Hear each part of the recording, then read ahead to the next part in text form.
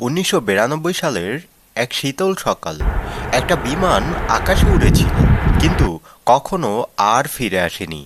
না কোনো ধ্বংসাবশেষ পাওয়া গেছে, না কোনো যাত্রীকে জীবিত দেখা গেছে, না কোনো ব্ল্যাক বক্স উদ্ধার করা গেছে।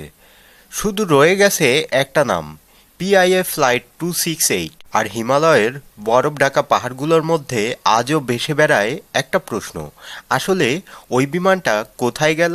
পাকিস্তান ইন্টারন্যাশনাল এয়ারলাইন্সের এই ফ্লাইটটি ছিল একটি সাধারণ আন্তর্জাতিক যাত্রা বিমান, এয়ারবাস A300।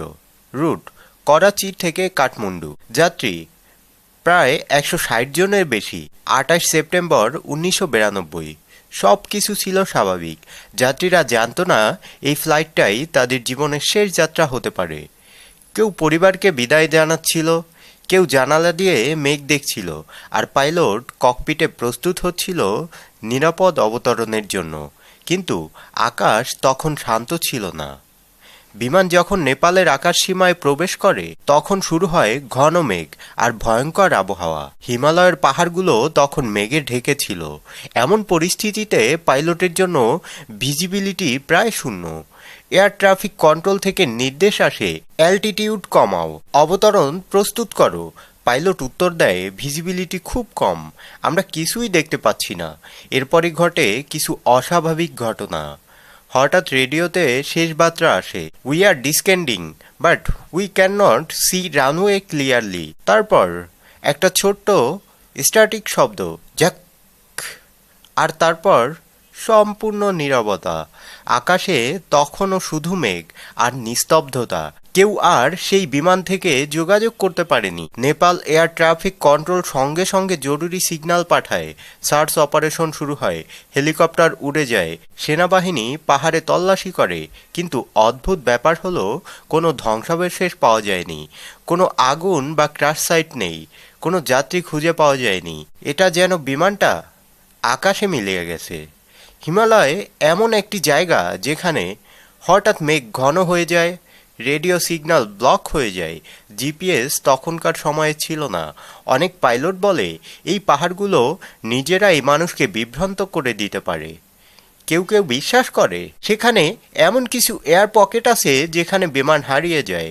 আর পিআইএ 268 যেন সেই রহস্যের সবচেয়ে বড় উদাহরণ। এই ঘটনার পরে অনেক থিওরি সামনে আসে।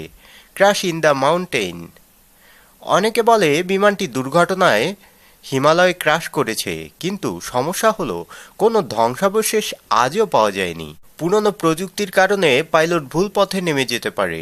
কিন্তু আবার প্রশ্ন, তাহলে সিগন্যাল কোথায় গেল? মেঘের মধ্যে হারিয়ে যাওয়া।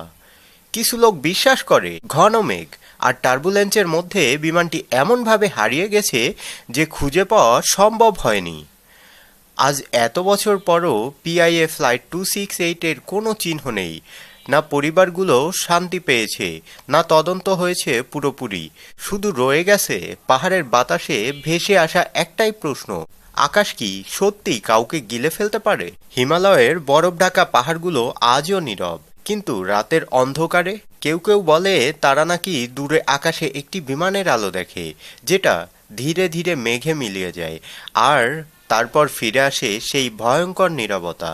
পিআই 268 একটা নাম, একটা রহস্য যা আজও উত্তরহীন। যদি তুমি এমন আরও রহস্যময় সত্য ঘটনা জানতে চাও, তাহলে দ্য হিডেন লর চ্যানেলটি সাবস্ক্রাইব করে রাখো। কারণ সত্যি ঘটনা অনেক সময় কাল্পনিক গল্পর থেকেও অনেক বেশি ভয়ঙ্কর হয়।